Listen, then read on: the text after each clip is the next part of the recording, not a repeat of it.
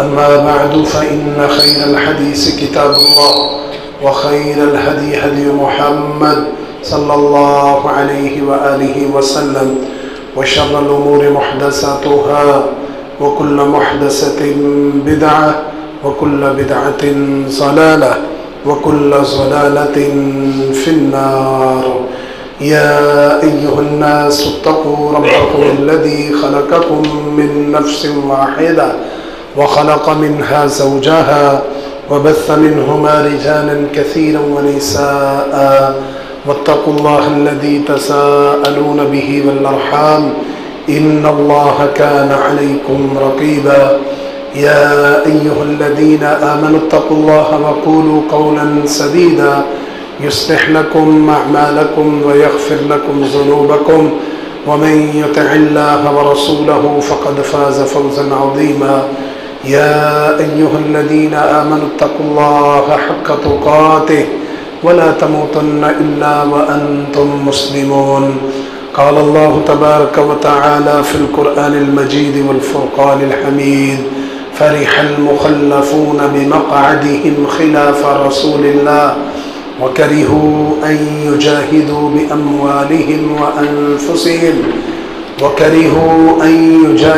بأموالهم وأنفسهم في سبيل الله وقالوا لا تنفروا في الحر قل نار جهنم أشد حرا لو كانوا يفقهون.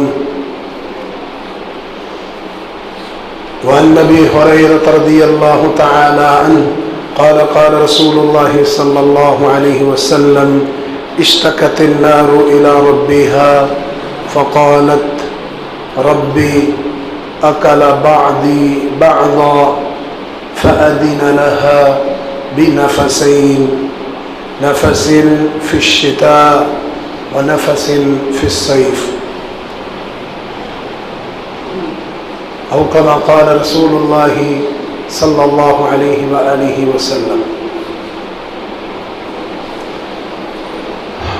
اللہ تعالیٰ احکم الحاکمین نے ہم پر بہت سی نعمتیں نازل فرمائی ہیں. انہی نعمتوں میں ایک نعمت موسم کا بدل کر آنا ہے. کبھی موسم سرما، کبھی موسم بہار، کبھی موسم خزاں اور پھر کبھی موسم گرما.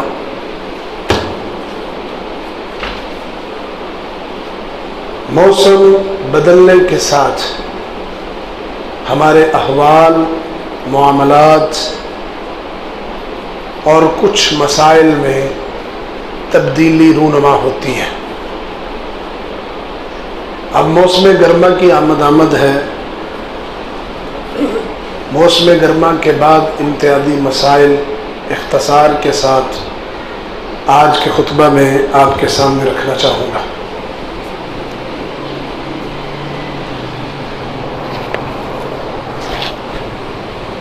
گرمی کیوں آتی ہے؟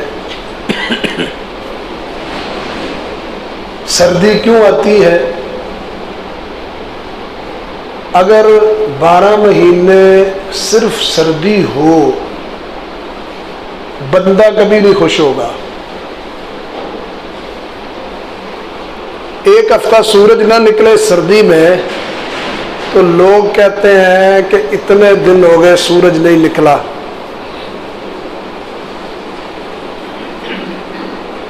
تھوڑی سی گرمی پڑ جائے بہت گرمی ہے. اسی طرح اگر 12 مہینے گرم ہو جائیں تو بندے نے پھر بھی خوش نہیں ہونا. یہ رب کی تدبیر اور اس کی قدرت ہے.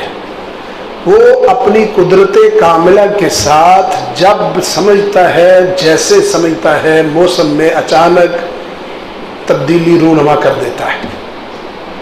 اس کی حکمتوں کو انسان بہت کم سمجھتا ہے کیونکہ انسان زیادہ تر اپنی ذات کو دیکھتا ہے، اپنی ذات سے باہر نہیں نکلتا.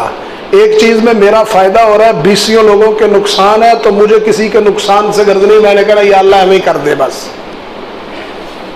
اگر مجھے فائدہ ہے بیسیوں کو نقصان ہے تو مجھے اپنے فائدے پر اپنے فائدے کو ترجیح دینے کی بجائے لوگوں کے نقصان کی طرف دیکھنا ہے۔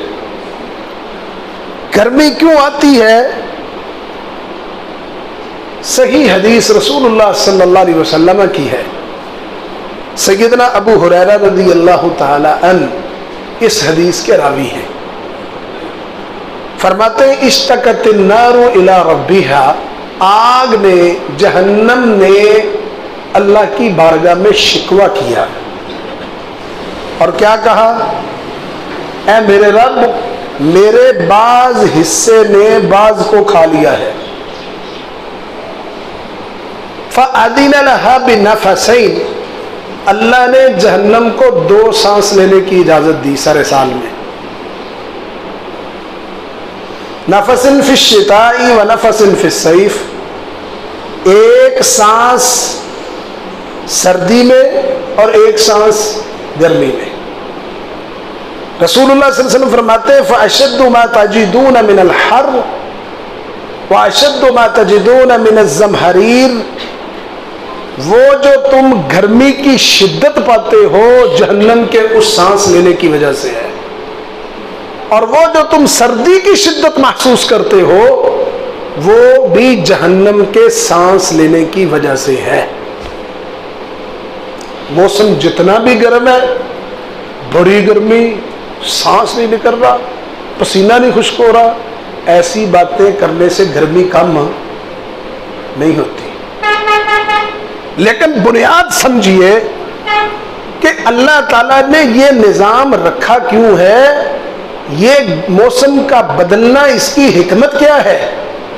ہمیں کس چیز کی طرف موسم یاد دہانی کرواتا ہے بجائے اس کے ہم ادھر یاد دہانی کریں، توجہ کریں، ہم دوسری طرف اپنے توجہ رکھ رہے ہیں۔ موسم ہمیں یاد دلاتا ہے کہ تمہارے پاس جو گرمی آئی ہے یہ جہنم نے سانس لیا ہے۔ اس کا تقاضا کیا ہے؟ ایک تو ظاہری تقاضا ہے کہ گرمی سے بچنے کے لیے احتیاط ہونی چاہیے، ساری بات ٹھیک ہے، لیکن اصل پیغام کیا ہے کہ جہنم سے بچنے کے لیے پلان ہونا چاہیے۔ تم سورج کی تپتی آگ، دھوپ برداشت نہیں کر پاتے، جہنم کی آگ کو کیسے برداشت کرو گے؟ یہ پیغام دیتی ہے گرمی۔ اصل گرمی، جس وقت کوئی انتظام گرمی سے بچنے کا نہیں ہوگا اس گرمی سے بچنے کا بھی پلان ترتیب دو۔ لیکن اس کے برعکس موسم گرما کے اندر ہمارے اندر بیسیوں سستیاں اور کوتاہیاں آ جاتی۔ ابھی اس کا اندازہ آپ کچھ مسائل میں آپ کے سامنے رکھوں گا اس مہینے میں، اس موسم میں درپیش، تو آپ سمجھ جائیں گے کہ گرمی کی شدت کی بنیاد پر ہم کتنے کام کتاب و سنت سے ہٹ کے کرتے ہیں۔ حضرات، سب سے پہلی بات، اگر یہ جہنم کی گرمی ہے، جہنم کے سانس لینے کی وجہ سے ہے، تو ہمیں آخرت کی گرمی سے بچنے کا بھی پلان ترتیب دینا چاہیے۔ پہلا مسئلہ، گرمی کا مطلب یہ نہیں ہے کہ گرمی سے بچاؤ نہ ہو، خام خواہ گرمی میں بیٹھنا، دھوپ میں بیٹھنا، بغیر ضرورت کے دھوپ میں چلنا، اپنی حفاظتی تدبیر کے بغیر باہر نکلنا، یہ دین نہیں ہے، اچھا عمل نہیں ہے، کیونکہ گرمی کی شدت اصل میں جہنم کی تپش ہے۔ تو جہنم سے بچنے کو ہر بندہ پسند کرتا ہے نا، کہ میں جہنم سے بچ جاؤں، میں جہنم کے قریب نہ جاؤں، ہر بندہ پسند کرتا ہے اس کو۔ جہنم کا نام سن کے توبہ توبہ کانوں کو ہاتھ لگاتے ہیں۔ تو موسم کا سخت ہونا یہ جہنم کے سانس لینے کی وجہ سے ہے، تو اس سے بچاؤ بھی ضروری ہے۔ گرمی کی وجہ سے بیماریاں بھی پیدا ہوتی۔ اسلام نے خیر خواہی کے طور پر دھوپ میں بغیر حفاظتی تدبیر کے بیٹھنے سے روک دیا۔ اللہ کے رسول صلی اللہ علیہ وسلم نے، صحابی قیس بن نبی حازم اپنے باپ سے روایت کرتے ہیں، نبی کریم صلی اللہ علیہ وسلم نے مجھے دیکھا، وَأَنَا قَاعِدٌ فِي الشَّمْسِ، میں دھوپ میں بیٹھا ہوا تھا. اللہ کے رسول صلی اللہ علیہ وسلم نے فرمایا تحول الی الظل فإنہ مبارک، دھوپ میں بیٹھنے والے سائے میں آ جاؤ، یہ سایہ دھوپ کی بنسبت مبارک ہے. سائے میں آ جاؤ، دھوپ میں نہ بیٹھو. رسول اللہ صلی اللہ علیہ وسلم نے اپنے صحابی کو گرمی سے بچاؤ کی تدبیر اپنانے کا حکم دیا اور کہا گرمی سے بچو. اور اسی طرح دوسری روایت نہا ان یجلس بین الظل، اللہ کے رسول صلی اللہ علیہ وسلم نے کچھ دھوپ اور کچھ سایہ، آدمی ایسے بیٹھا ہو کہ آدھا دھوپ میں ہے اور آدھا سائے میں ہے، فرمایا نہا، منع کیا. وقال مجلس الشیطان، یہ شیطانی نشست ہوتی ہے آدھا دھوپ میں اور آدھا سائے میں. یہ ہمارا دین ہے. رسول اللہ صلی اللہ علیہ وسلم نے اس سے منع فرمایا. اس موسم کی احتیاطی تدابیر میں پہلی تدبیر یہ ہے کہ ہم نے گرمی سے بچنے کی تدبیر عملاً ظاہری بھی باطنی بھی کرنی ہے، کیونکہ یہ ہمارا دین ہے. ہمارا دین ہماری حفاظت بھی کرتا ہے دنیاوی اعتبار سے، ہمیں بیماریوں سے بچانے کی تدابیر بھی بتاتا ہے. ہمارا دین صحت مند ہونے کے، صحت مند رہنے کے اصول بھی بتاتا ہے. دوسری بات، سائے دار جگہ کی حفاظت ضروری ہے. سائے دار کا جب ہم لفظ بولتے ہیں تو پہلا خیال یہ آتا ہے کہ درخت ہوں، ان کی حفاظت کی جائے. درخت لگانا، درخت ماحول پہ کیا اثر چھوڑتے ہیں؟ ایک درخت سے ملنے والی انسانوں، پرندوں کو جو زندگی ہے اس کا اندازہ ہم نہیں لگا سکتے، بالخصوص اس ماحول میں جب درخت لگانے کی لوگ عادت شجرکاری چھوڑ چکے. اب سائے دار کی حفاظت کی جگہ کی حفاظت، بعض اوقات حکومتیں، حکومتی ادارے یا رفاع عامہ کے کام کرنے والے لوگوں نے کچھ حفاظتی جگہ بنائی ہوتی ہیں، جس کی مثال آپ مسافر خانے سے لے لیں، آرام گاہ سے لے لیں کہ یہ بیٹھنے کی جگہ ہے، گزرگاہ کے لیے پانی کا انتظام کر دیا ہے وہاں پر. سائے دار جگہ کی حفاظت کرنا یہ ہمارا دین ہے. اسلام میں اس کی بڑی اہمیت ہے، کیونکہ سائے دار جگہ میں بیٹھ کے آدمی گرمی کی تپش سے بچ سکتا ہے. لیکن سائے دار جگہ کی حفاظت نہ کرنا، وہاں پہ گندگی پھیلانا، محمد الرسول اللہ صلی اللہ علیہ وسلم نے اس سے منع فرمایا. سیدنا معاذ بن جبل حدیث کے راوی فرمایا اتقوا الملاعن الثلاثہ، یاد رکھو تین ایسی چیزیں ان سے بچ جاؤ جو لعنت کا سبب بنتی ہیں. آپ یہ کہہ لیں وہ لعنتی امور میں سے ہے، اللہ کی رحمت سے دوری کا نتیجہ اور ذریعہ ہے وہ کام. تین چیزوں سے بچ جاؤ. ان میں پہلی البراز فی الموارد. رسول اللہ صلی اللہ علیہ وسلم نے فرمایا مسافروں کے وارد ہونے کی، بیٹھنے کی جگہوں پر بول و براز منع ہے. سائے دار درختوں کے نیچے بول و براز منع ہے. عام رستے، گزرگاہ، لوگوں کے آنے جانے کی جگہ، وہاں پہ قضائے حاجت منع ہے. یہ تین کام ایسے ہیں جو بندے کو لعنت کا مستحق بنا دیتے ہیں. فرمایا اتقوا الملاعن الثلاثہ، ان تین کاموں سے بچ جاؤ جو لعنت کا ذریعہ اور سبب بننے والے. اور تینوں کام دیکھ لیں، تینوں کا تعلق کس چیز کے ساتھ ہے؟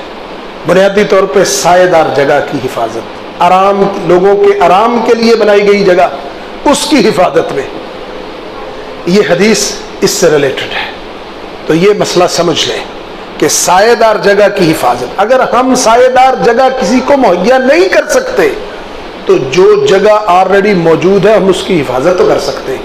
وہاں پہ ہم کردار تو ادا کر سکتے ہیں آنے جانے والوں کے لیے، مسافروں کے لیے، سخت گرمی میں آرام کے لیے، بیٹھنے کے لیے.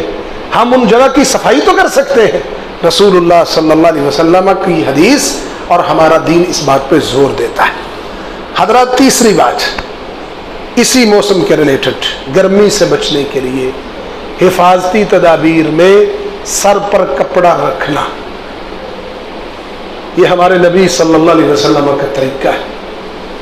سر پر کپڑا, ننگا سر, گرمی کی شدت سے بچاؤ کے لیے ہمارے شیوخ اور علماء نے اس بات کو نقل کیا ہے کہ اللہ کے نبی محمد کریم صلی اللہ علیہ وسلم اپنی ساری زندگی میں, کائنات کے امام علیہ السلام نے بعض جگہ پہ کپڑا اپنے سر سے اتارا ہے, اکثریت اللہ کے رسول نے اپنے سر مبارک کو ڈھانپ کے رکھا ہے. یہ ہمارے رسول صلی اللہ علیہ وسلم کی سنت اور طریقہ ہے, سر کو ڈھانپ کے رکھنا. ہم کس نہج پہ کھڑے ہیں کہ ہم سال ہر سال زندگی کے اتنے سال گزرنے کے باوجود اس سنت سے غافل ہیں. ہمیشہ سر ننگا, اور جب دوسرا طبقہ آتا ہے وہ کہتا ہے نماز کے لیے ٹوپی شرط ہے. ہم ان کو بتاتے ہیں کہ شرط نہ لگاؤ, نبی صلی اللہ علیہ وسلم کا جو طریقہ ہے وہ لوگوں کے سامنے اصل رکھو. کائنات کے امام علیہ السلام نے سر سے کپڑا اتارا بھی ہے, لیکن عمومی طور پہ آپ نے اپنی حیات طیبہ میں اپنے سر کو زیادہ تر ڈھانپ کے رکھا ہے. نبی کریم صلی اللہ علیہ وسلم کی یہی سنت اس موسم میں بھی کہ سر کو گرمی سے بچانا, تپش سے بچانا, لو سے بچانا, رسول اللہ صلی اللہ علیہ وسلم نے اس کا حکم دیا.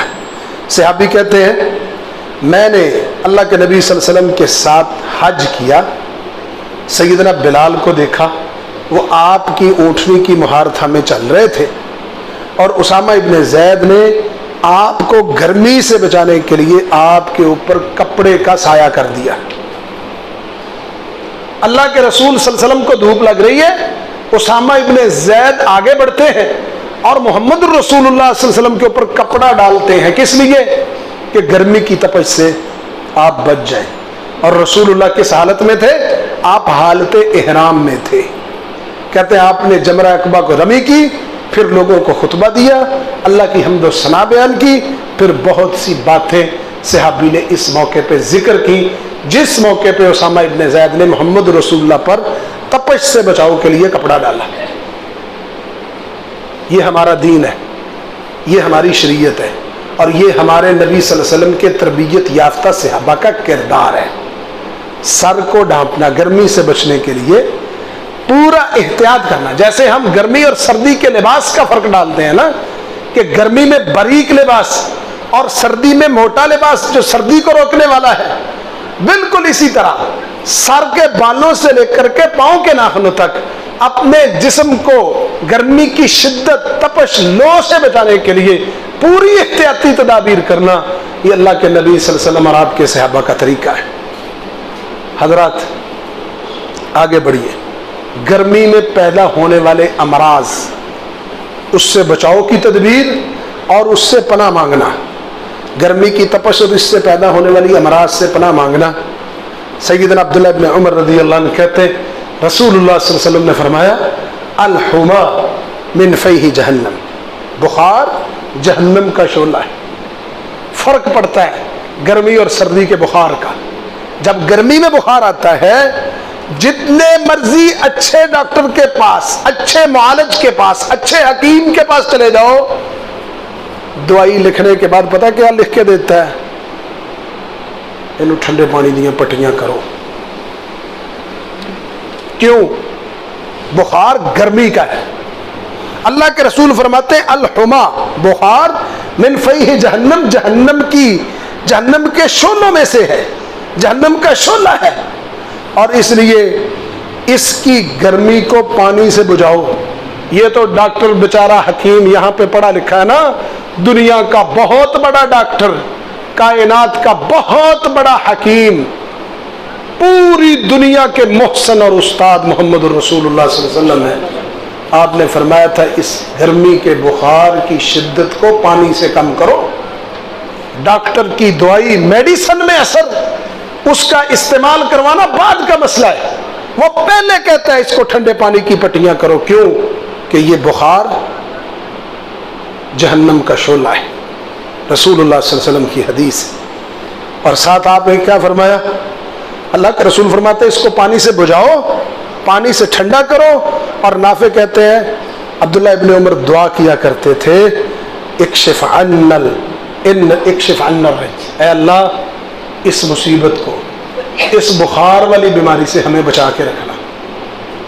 کیا ثابت ہوا؟ گرمی سے پیدا ہونے والے امراض, اس سے بچاؤ اور اس سے پناہ مانگنا محمد الرسول اللہ صلی اللہ علیہ وسلم اور کے صحابہ کی سنت اور طریقہ ہے. اسی طرح پانچواں مسئلہ اسی موسم کے ریلیٹڈ, گرمی کی شدت کو کم کرنے کے لیے ٹھنڈی چیزوں کا استعمال. رسول اللہ صلی اللہ علیہ وسلم کی حدیث ہے, کان رسول اللہ صلی اللہ علیہ وسلم یأکلو, اللہ کے نبی کیا کھاتے تھے؟ تربوز. کس کے ساتھ ملا کے؟ بالرطب, کھجور کے ساتھ. تربوز اور کھجور اکٹھی کھاتے تھے. اور یقول, اللہ کے رسول کہتے تھے, ہم کھجور کی گرمی کو تربوز کی ٹھنڈک سے اور تربوز کی ٹھنڈک سے کھجور کی گرمی کو توڑتے ہیں. یہ کہنے والے کون ہیں؟ اللہ کے رسول. اور حدیث کہاں پہ ہے؟ سنن نبی داود کی, سنن ترمذی کی. شیخ البانی علیہ رحمہ اس کو صحیح کہہ رہے ہیں کہ ہم تربوز اور کھجور اکٹھی کھائیں گے, ایک کی شدت کو دوسرے کی ٹھنڈک توڑے گی, دوسرے کی ٹھنڈک پہلے کی شدت کو ختم کرے گی. یہ آپ کا طریقہ ہے.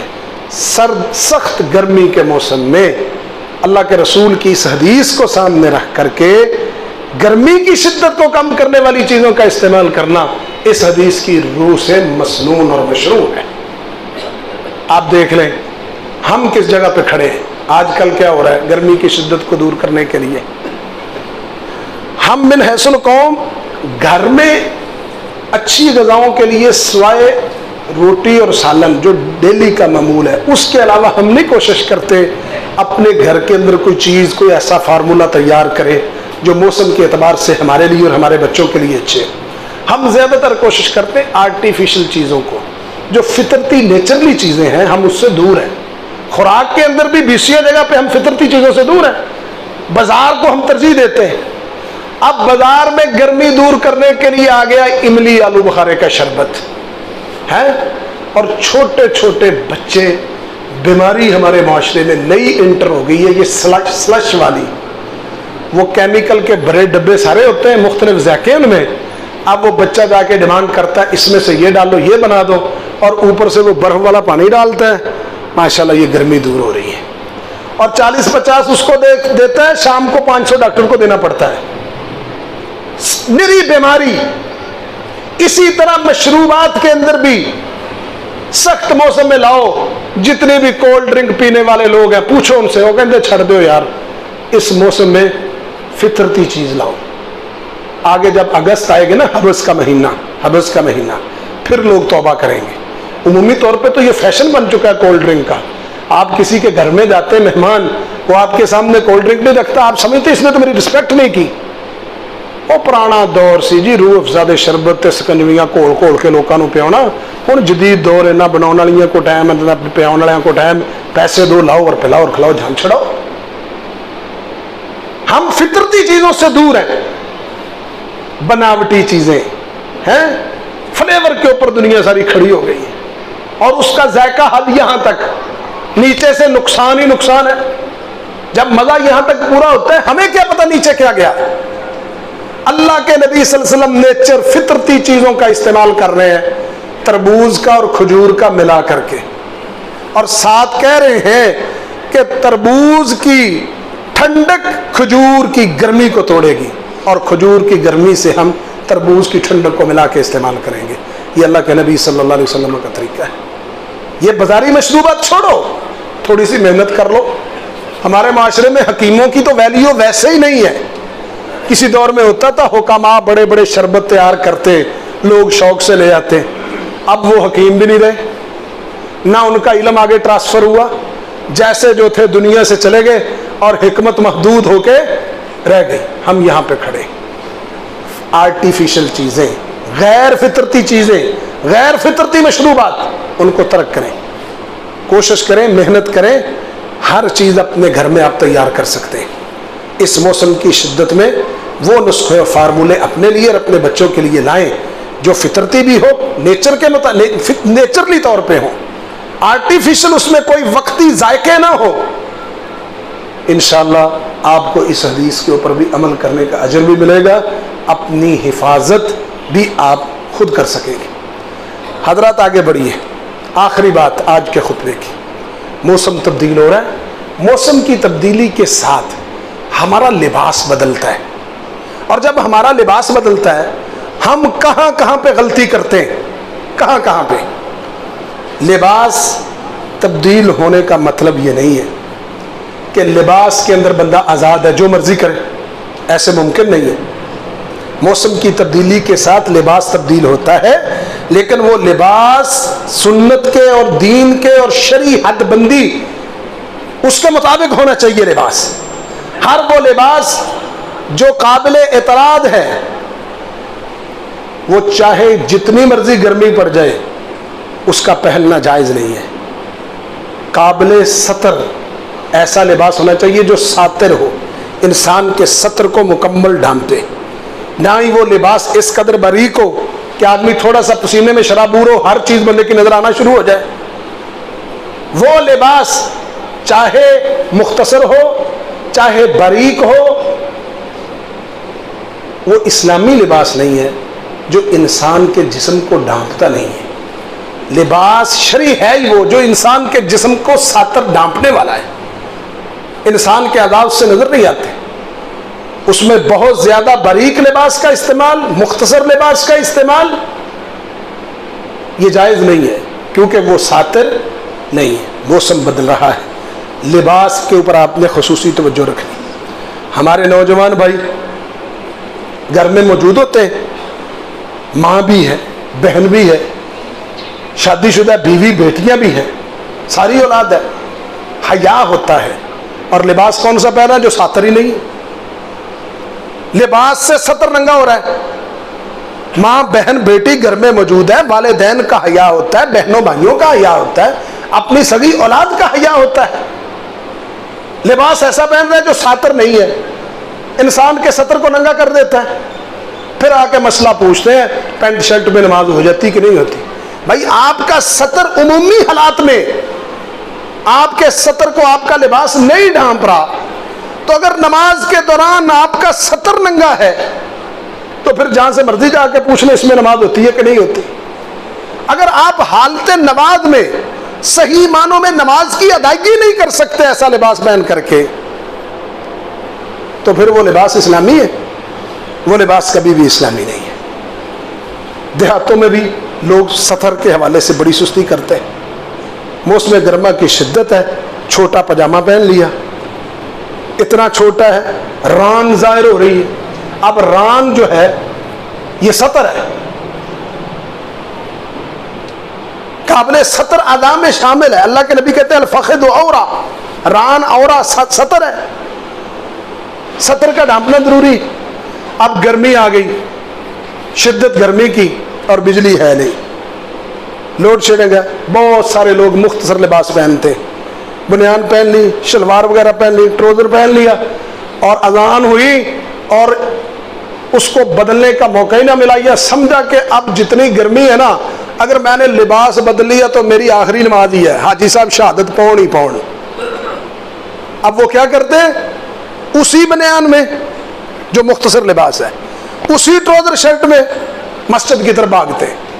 فجر کی نماز ہے تو لباس وہی ہے، عشاء کی نماز ہے، بھائی کیا ہوا، گرمی بڑی تھی، دوسرا لباس پہنا نہیں جاتا، بڑی دقت اور تنگی ہوتی ہے. بھائی آپ نماز پڑھنے جس لباس میں آئے ہیں، اگر عمومی حالات میں اس لباس میں آپ کا ستر نہیں ڈھانپا تو آپ کی نماز کی کیا حیثیت ہوگی. حیا کے تقاضے تو اپنی جگہ پر ہے نا، حیا تو کسی وقت بھی چھوڑا نہیں جا سکتا. حیا کو ہر وقت اپنانا ہے.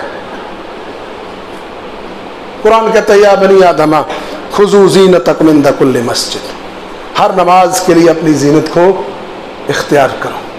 اسی طرح کندھوں پر کپڑا رکھنا یہ نماز میں منع ہے. رسول اللہ صلی اللہ علیہ وسلم نے. بعض لوگ موسم گرما میں مسجدوں میں آتے ہیں. مسجد کے اندر اب تو ماشاءاللہ بڑی فراوانی ہے, مساجد کے اندر بڑی سہولتیں. اللہ ان سب لوگوں کو جزا دے جو اس رب کے گھر کا خیال رکھتے ہیں.